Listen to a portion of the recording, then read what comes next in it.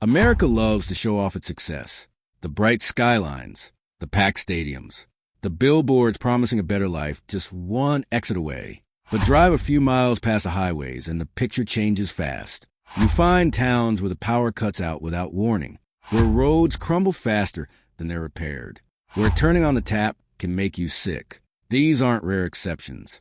This is what happens when entire zip codes quietly disappear from the progress map. No jobs, no safety net, no national attention, just silence, and houses selling for the price of a used phone, sometimes less. Today, we're heading into the forgotten back roads of America, places where poverty feels almost post-apocalyptic, and real estate comes bundled with generations of heartbreak. This isn't surface-level storytelling. These are the details most people miss.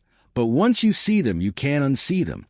By the end of this video, you'll understand why some towns never recover, why cheap property can be the most expensive mistake you'll ever make, and why knowing this sooner could have saved a lot of people a lot of pain. One town reported hookworm infections as recently as 2023. Another has fewer than 40 residents, no grocery store, and no functioning sewer system. Think you already know the worst towns in America? Let's test that. One of these places still receives FEMA letters addressed simply to current resident. And trust me, you're not ready for what comes next. Pick the wrong town and it could cost you thousands of dollars or your sanity. Wait until you hear what's happening in Gloucester, Mississippi, if you've ever even heard of it. And if you want to make smarter decisions or at least avoid disastrous ones, hit that subscribe button. No hype, no fluff, just information that actually matters. Let's break it down. Number 10, Cairo, Illinois. There's a town in America where the streetlights still turn on every night, even though most of the people are gone. Cairo sits where the Mississippi and Ohio rivers collide. On a map, that looks like destiny. And for a long time, it was river traffic, rail lines, factories. This place used to matter. Cairo once punched way above its weight. Then the rivers changed. The industries left. And the exits never stopped filling. What actually broke here? First, population. In the early 1900s, Cairo had around 15,000 residents. Today, it's under 2,000. That's not a slow decline. That's an economic evacuation. Second, property. Homes regularly list for $10,000 to $25,000. Some don't sell at all. They just sit there year after year, waiting for buyers who never come. Third, poverty. More than 40% of the remaining residents live below the poverty line. That number alone explains a lot. Then there's infrastructure. Entire blocks are boarded up. Utilities still run, electricity, water, but it raises an uncomfortable question. Who are they really running for? Employment vanished decades ago. And here's the part no one warns you about. Nothing replaced it. No new industries. No second act. One local once wrote online that Cairo feels like a movie set after the crew packed up and forgot to yell cut. That's not poetry. That's reality. The town didn't just lose people. It lost momentum. Schools merged or shut down. Housing complexes were demolished. Services were stretched so thin that staying started to feel less like a choice and more like a statement. And here's the cruel irony. Cheap housing doesn't mean cheap living. When jobs are rare and basic services are far away, every dollar works harder. Isolation becomes expensive. Hope turns into something you can't budget for. Sure, you could buy a house for the price of a used Honda, but now your commute is unemployment. Your nightlife is silence. And your soundtrack is plywood slapping against empty buildings in the wind. And let's talk about that silence. Not peaceful silence. Heavy silence. The kind where your footsteps echo off abandoned storefronts, like the town is aware you're there and doesn't know why. It's not charming. It's unsettling. Even the rivers feel like they're just passing through. And honestly, that might be the most truthful thing about Cairo. Because if a town slowly disappearing makes you uncomfortable, wait until next place, where money did arrive, just not for the people who live there. Number 9, Camden, New Jersey. This is one of the strangest contrasts in America. Look one direction, and you see Philadelphia's skyline, luxury condos, glass towers, billion-dollar views. Look the other way, and your own street might not even get regular trash pickup. Welcome to Camden, New Jersey, where the American dream took a wrong turn, hit a pothole, and never recovered. Camden sits just across the Delaware River from downtown Philly. We're talking walking distance. On paper, the city should be thriving.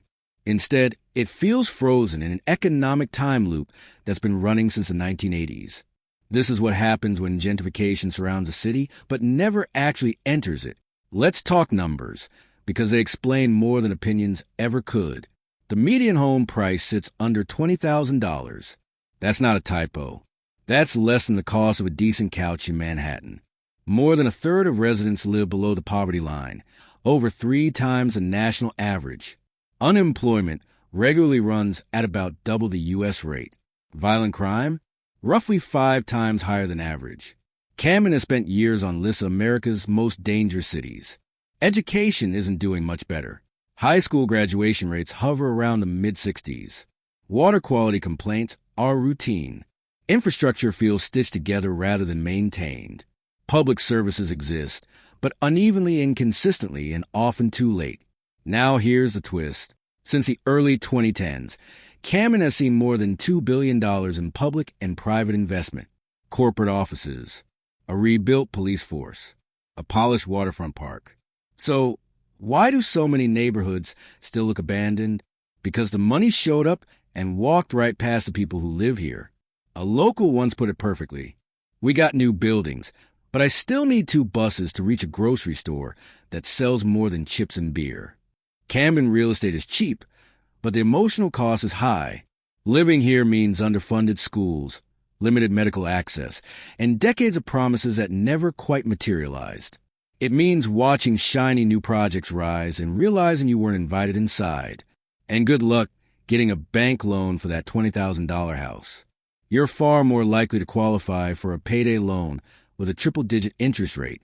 That's when you know something's broken. Camden has more police per square mile than many cities its size, yet somehow fewer public trash cans. You can get stopped multiple times on a short walk, but struggle to find a working ATM. And the roads? Driving through Camden feels like your car is being tested for durability without your consent. Potholes everywhere. Suspension screaming for mercy. Here's the uncomfortable question. If a company gets millions in tax breaks to move into a struggling city, should they be required to hire local residents? Or at the very least, fix the roads outside their building? Drop your thoughts in the comments. I'm genuinely curious. Because Camden isn't just a story about crime or poverty. It's a story about what happens when investment shows up for appearances, but not for people. And the next town on this list proves that sometimes, even when help comes, it still arrives too late. Number 8, East St. Louis, Illinois. You know a place is in serious trouble when the biggest economic force left decades ago. East St. Louis isn't just a city in decline. It's what happens when long-term neglect turns into policy and then gets blamed on the people who stayed. This isn't the story of a city that failed. It's the story of a city that was systematically abandoned. Just across the Mississippi River from the Gateway Arch, one of the most polished symbols of American pride, sits a city where life expectancy can be nearly 10 years lower than the national average. Same river, same region, completely different reality. Welcome to the forgotten basement of the American dream. Let's start with numbers that sound exaggerated, but aren't. The median home price hovers around $18,000. That sounds like a bargain until you realize some of those homes are missing walls, roofs, or entire floors. More than 40% of residents live below the poverty line, one of the highest rates in the country. Unemployment isn't just high here, it's generational. Violent crime regularly places East St. Louis among the most dangerous cities in America. Some years, it ranks at the very top. And infrastructure? Picture post-apocalyptic, but with better graffiti. There are neighborhoods without reliable running water, streetlights that don't work or were never replaced, trash pickup that happens sporadically, if at all. And here's the cruel part. You can literally see the St. Louis skyline shining across the river. $1 million condos glowing at night, while potholes here go unfixed for years. You're that close to prosperity and completely locked out of it. So how did this happen? The short answer: racism, redlining, corruption, and industrial collapse all teamed up and left the residents holding the bill. East St. Louis was once a major industrial hub. Steel mills, railroads, stable jobs. But when industries pulled out in the mid-20th century and white flight drained the tax base, the city collapsed financially. Then the state stepped in, not to rebuild, but to take control. Illinois has overseen East St. Louis's finances for decades. On paper, that sounds responsible. In reality, basic services like policing, sanitation, and public education are still operating with resources that feel frozen in another era, and not in a nostalgic way. Here's the part that should have triggered national outrage. While the state manages the city's budget, some public schools have reported fungal growth inside classrooms, actual mushrooms growing in school buildings. Fixing that? Not in the budget. Yet every few years, a politician shows up with a glossy revitalization plan that sounds more like a TED Talk than a solution. Now, let's talk about the real cost of living here. Yes, the house is cheap, but what are you actually paying for? Safety? No guarantees. Stability? Unlikely. Services? Only if there's a crisis big enough to bring in outside help. Residents describe life here like playing survival mode in a game that was never finished.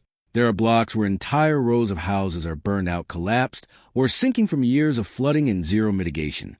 Roads are so broken they feel alive, like the asphalt itself has trauma. I drove 3 blocks and felt like my spine aged 10 years. I once watched a car avoid a pothole by driving onto the sidewalk, and that was genuinely the safer move. Intersections are sometimes lit by a single flickering bulb hanging from a leaning pole. Was that part of the revitalization plan? Or just hope taped to metal? Picture waking up to silence. Not peaceful silence. Empty silence. Sirens echo off hollow buildings. You walk 2 blocks to the nearest store. It's a liquor store. Bulletproof glass. A quiet nod from the cashier. Streetlights flicker in broad daylight. Welcome home. And here's a detail you can't unsee once you notice it. There are more stray dogs than functioning fire hydrants. I'm not exaggerating. Remember Camden? At least Camden has corporate offices pretending to help. East St. Louis doesn't even get the performance. And if this feels bleak, brace yourself. Because the next town on this list proves that things can still get worse, even when the collapse happened in slow motion. Number 7, Selma, Alabama. Selma helped change the direction of American history. You'd think America would have shown up for Selma after that. It didn't. This is one of the most important cities in the United States. The Edmund Pettus Bridge is in textbooks, documentaries, murals, and speeches. It's taught in schools. It's honored in anniversaries. But once the camera is packed up, so did the investment. This is what happens when a place becomes a symbol instead of a priority. Let's move past nostalgia and talk reality, because history doesn't fix potholes. The median home price in Selma sits around $22,000 to $25,000. You can buy a piece of American history for less than a used pickup truck. Roughly 40% of residents live below the poverty line. Unemployment stays above the national average, with very limited private sector jobs. The population has dropped more than 25% since the 1960s. Healthcare access is thin. There's essentially one main hospital serving the area, and even that has struggled financially. Selma isn't dangerous in the way people expect. The real threat here isn't crime. It's stagnation. It's the slow, quiet process of watching opportunity leave, followed closely by young people. A local once wrote online, "People come here to see the bridge, then ask where everyone went." That question answers itself. You can't pay rent with historical significance. That's the uncomfortable truth. Selma is remembered instead of funded. Federal and state leaders are happy to commemorate the past here. Plaques, reenactments, speeches, anniversaries. But when it comes to infrastructure, schools, healthcare, or job creation, the budgets suddenly get tight. Alabama consistently ranks near the bottom nationally in education, spending, and healthcare access. And rural black communities like Selma feel those gaps first and hardest. What no one really says out loud is this: Selma isn't underdeveloped because it lacks importance. It's underdeveloped because importance doesn't come with a budget line. The city has applied for grants, pitched revitalization plans, tried tourism-based recovery. But tourism doesn't replace manufacturing, and memory doesn't compound like investment. Living in Selma means carrying pride and frustration at the same time. Pride in what the city represents. Frustration in what has been denied. You'll see beautiful old homes, some restored, many not. quiet streets, churches that still anchor entire neighborhoods. But you'll also see empty storefronts, aging infrastructure, and a future that's always been discussed, just never delivered. Selma fought for voting rights. Now it's fighting for working streetlights. And let's talk about the heat. Alabama heat isn't a suggestion, it's a command. Combine that with aging homes, unreliable air conditioning, and power bills that feel personal, and suddenly history gets very uncomfortable. It's hard to romanticize anything when you're sweating through a porch that hasn't been repaired since the 80s. What's wild is that Selma is one of the calmest, safest feeling towns on this list, and also one of the poorest. While cities with endless money still struggle to buy stability, Selma didn't lose its soul. It lost follow-through. America took the lesson and left the teacher behind. And if a town with national significance can be ignored like this, the next place on our list doesn't even get remembered. It just fades. That's coming up next. Number 6, Pine Bluff, Arkansas. Now, a lot of people think small towns are poor just because they're small. That is not the case here. Pine Bluff is poor because it was useful until it wasn't. This city did exactly what America asked it to do. It worked the land, it ran the mills, and it fed the factories. But when the profits dried up and globalization took over, Pine Bluff got the corporate version of, "Don't call us, we'll call you." And nobody ever called. Let's look at what life actually looks like on the ground. We are in southeast Arkansas, right in the Delta. It is flat land with brutally hot summers. We have to look at the numbers, because vibes don't explain a collapse this deep. You can find median home prices here hovering between $21,000 and $24,000. Some listings even dip below $15,000. That sounds cheap, but good luck getting a bank to finance that. The poverty rate is sitting roughly between 30 and 33%. That is 1 in every 3 people. Unemployment is regularly above the national average, and violent crime is about 4 to 5 times higher than the rest of the U.S. Since the year 2000, the population has dropped by over 25%. The reality is, the people who could leave did. This decline isn't subtle. You see it in the empty storefronts and the overgrown lots where families used to live. You know it's bad when a real estate listing says great potential, but won't even tell you what kind of potential. But here is where Pine Bluff gets stuck in a loop. Arkansas already ranks near the bottom nationally for education funding and health care. But Pine Bluff, which is majority black and lower income, gets hit the hardest. For decades, the city has seen task forces, committees, and shiny vision statements. But very little actual capital follows those plans. Here's the quiet part that nobody likes to say out loud. Most of the state's economic money flows toward northwest Arkansas, places like Bentonville and Fayetteville that are already thriving. Pine Bluff doesn't get triage. It gets thoughts and prayers in a spreadsheet. Federal aid here is often tied to prisons, not job creation. It leads to this weird, tragic irony where one of the most stable employers is the correctional system. That isn't economic development. That is containment. Sure, the housing is cheap, but that cheap mortgage comes bundled with heavy trade-offs. Fewer jobs, fewer doctors, and schools that are fighting for every dollar. People don't leave Pine Bluff because they hate it. They leave because staying requires endurance, not ambition. A local once said something that really stuck with me. It's not dangerous every day. It's just heavy, like the town knows what it lost. And we have to talk about the heat. Pine Bluff summers feel personal. You walk outside and the air just sits on you. There's no breeze, no mercy. When you combine that with aging houses and bad insulation, that $20,000 home starts charging you interest in sweat. Imagine sitting on a porch at dusk. The cicadas are buzzing. There's no traffic. It feels calm.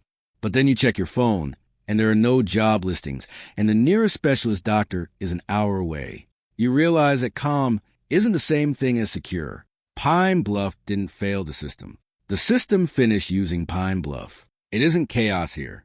It's erosion, slow, predictable, and shaped by policy. Number 5, Johnstown, Pennsylvania. This city has survived 3 massive floods, a total industrial exodus, and an economy basically built on trauma.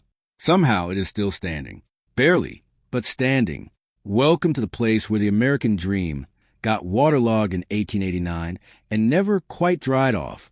Gentrification didn't just miss the memo here. The memo got lost in the mail decades ago. let's cut through the sentimentality for a second.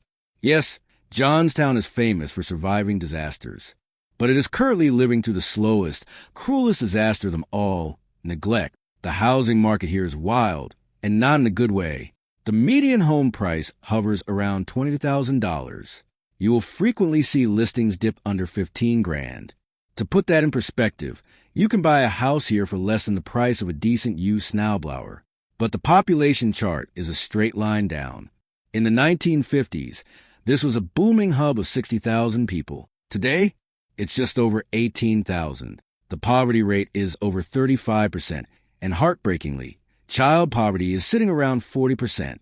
The steel industry collapse hit this town like a wrecking ball.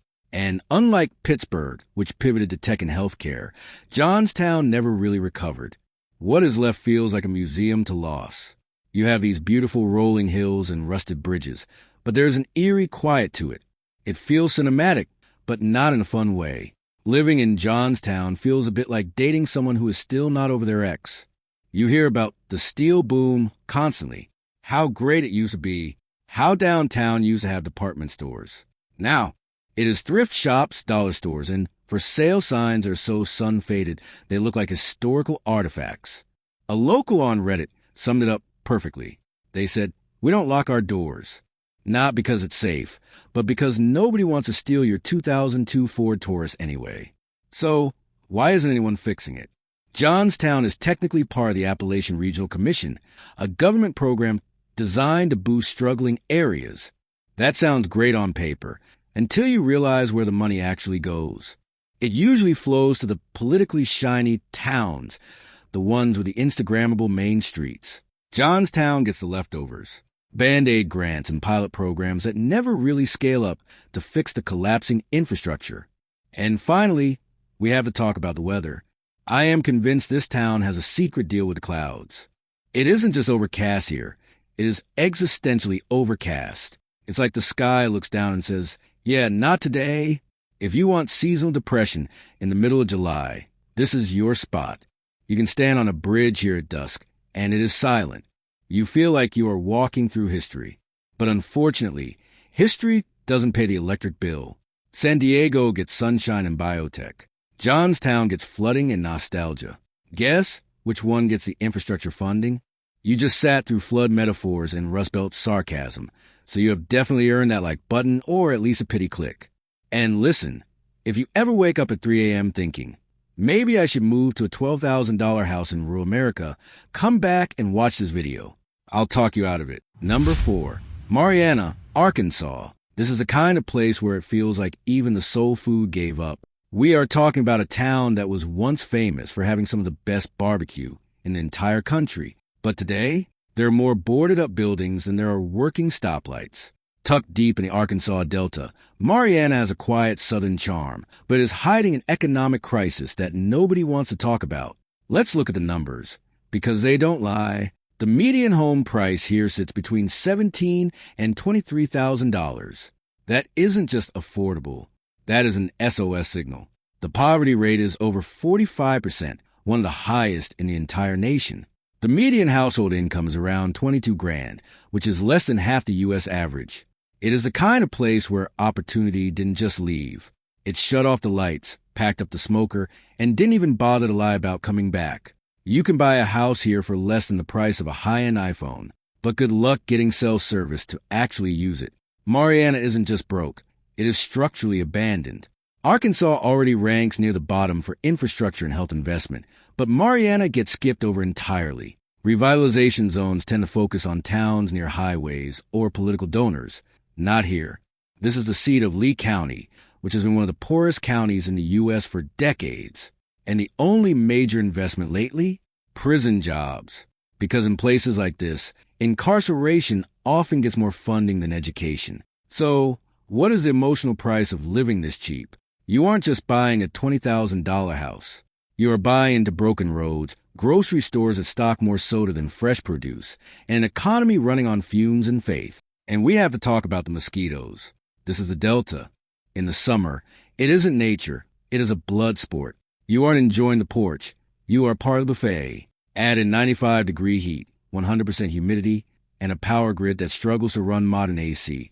And suddenly that cheap house feels less like a steal and more like a sauna you can't escape. It is wild to think a town with such deep culinary history can barely keep a diner open today. So, here's my question for you. If a house is listed at $13,000, but the nearest hospital is an hour away, do you buy it? Let me know in the comments. Are you taking the risk, or are you staying far away? Number 3, Allenville, Missouri. Allenville doesn't have a downtown because the town literally got flooded out and nobody ever bothered to put back together. We are basically looking at America's smallest official ghost town that still has a working zip code. And yes, it is still on the census. Let's talk about the population.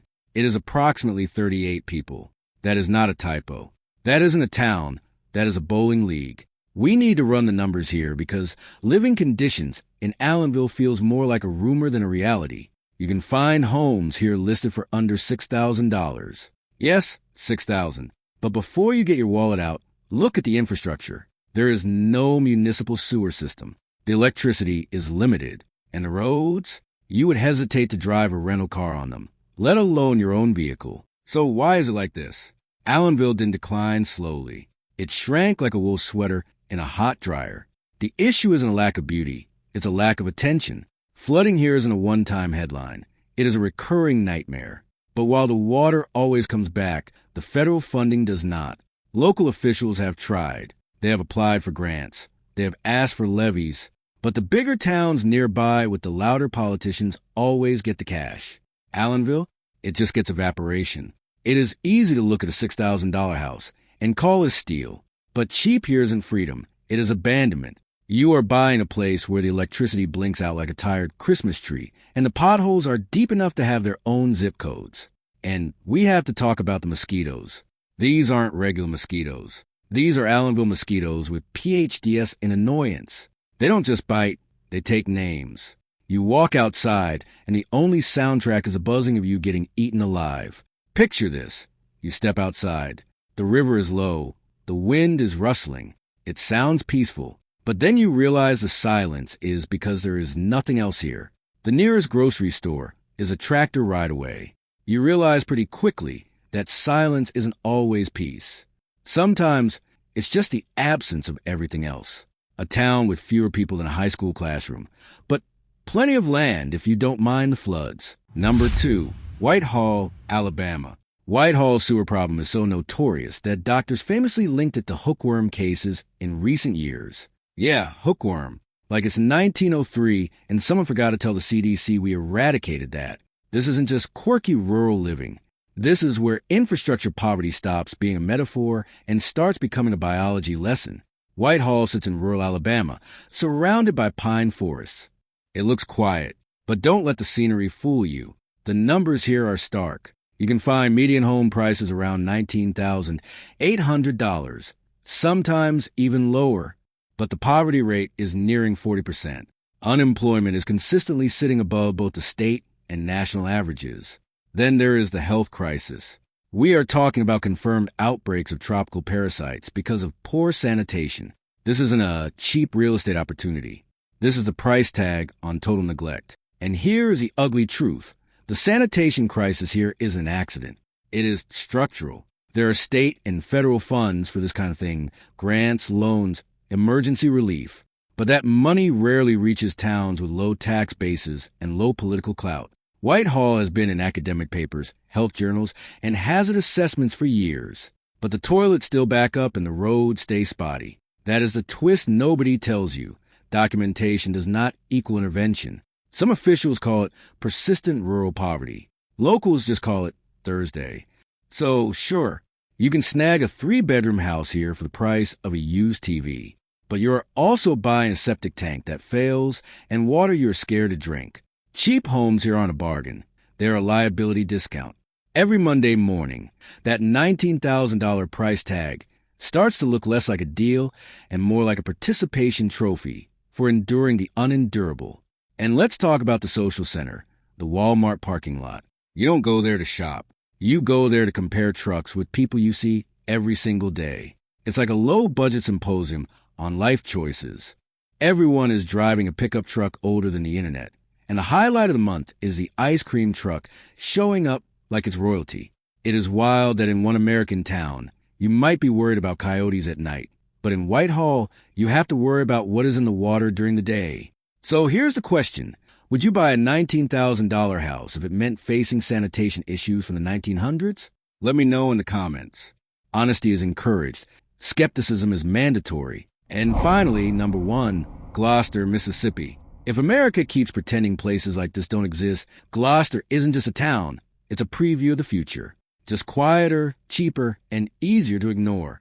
Welcome to the top of the list. Not because it is the worst in every single category, but because it is the clearest example of how neglect actually works. Gloucester isn't dramatic. It isn't loud. It doesn't riot. It doesn't trend, and it doesn't tweet. It just fades. Tucked in southwest Mississippi near the Louisiana border, this was once a timber town. But when the mills closed, the reason for being here left too. Here's the reality, no spin. The population is around 850 people, and it has been dropping steadily for decades. The median home price sits roughly between $13,000 and $18,000. You can find houses here selling for less than a used lawn tractor. The poverty rate is close to 50%. That is every other person you meet. The job market is almost non-existent. Beyond gas stations, dollar stores, or the nearby prisons, there is very little work. And access to services? There is no grocery store, no pharmacy, no dentist. Healthcare here means getting in a car and driving. Gloucester is unsafe in a chaotic way. It is unsafe in a structural way. If something goes wrong, your health, your money, the weather, there is no backup plan. There is just distance. We know Mississippi ranks near the bottom nationally for health, income, and education. That is the baseline. But when you zoom into a rural, majority black town with a shrinking tax base, the math gets worse. Gloucester doesn't lose funding. It never really had it. Federal programs exist, sure, but they are competitive and paperwork heavy. They favor towns that can afford grant writers and matching funds. Gloucester doesn't have that leverage. Instead, the most consistent investment nearby is correctional facilities, not schools, not clinics, not broadband. When incarceration becomes your economic anchor, you aren't building a future. You are managing decline. On paper, it looks like a bargain. Dirt cheap houses, no traffic, quiet nights. But that cheap living comes with a cost. Long drives for basic needs, limited emergency care, and the constant math of, can I afford to stay if nothing improves? A local once said, we don't leave because we hate it. We leave because there is nothing to grow into. That is the whole story right there. And we have to mention the Mississippi humidity. It deserves jail time. You step outside, and the air wraps around you like it's trying to keep you from escaping. Combine that with old houses, shaky AC, and power bills that spike like they are personally offended by you, and suddenly that $14,000 house is charging you interest and sweat. You don't worry about traffic in Gloucester. You worry about whether the town still counts as a destination. It isn't dramatic. It's just fading. And that is exactly why it's number 1. Thanks for watching. If you've been to any of these towns, or if you live in one now, let me know your story in the comments. Don't forget to like and subscribe for more deep dives into the places the map forgot. I'll see you in the next one.